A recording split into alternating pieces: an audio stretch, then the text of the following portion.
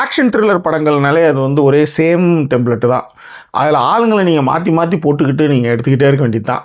Romance romcom ஃபிலிம்ஸும் அதே மாதிரியான same டெம்ப்ளெட்டு தான். 2 பேர் சண்டை போட்டுக்குவாங்க, அதன் பிறகு எப்படி சேர்றாங்க அப்படின்றதும். இப்போ ஆட்களை நீங்கள் மாற்றி போட்டுட்டாலும் கூட அந்த ஸ்க்ரீன் ப்ரெசன்ஸை அந்த ஆக்ட்ரஸ் புதுசாக, அதாவது கதாபாத்திரங்கள் மாறினாலும் ஆக்ட்ரஸ் மாறினாலும் அந்த கதாபாத்திரத்தை அவங்க எப்படி வந்து பாடி லாங்குவேஜ் மூலமாகவும் நடிப்பின் மூலமாகவும் ஆக்ஷன் சீக்வன்ஸ் மூலமாகவும் ரோம்காம் மூலமாகவும் அவங்க எப்படி மாற்றுறாங்கன்றதுல தான் அந்த திரைப்படங்கள் கவனம் ஈர்ப்பை பெறுகின்றன. உதாரணத்துக்கு நீங்கள் ரோம்காம் ஃபிலிம் எல்லாமே அப்படி தானே இருக்கும். யோசிச்சு பாருங்கள். ரோம்காம் ஃபிலிம்னா என்ன? 2 பேர் லவ் பண்ணுவாங்க, அவங்களுக்கு உள்ள பிரச்சனை லாஸ்ட்டாக எப்படி சேர்றாங்க. அப்போ பிரச்சனைன்னு ஒன்று வரும்போது அந்த பிரச்சனையினுடைய விஷயங்கள் மாறிக்கிட்டே இருக்கும்.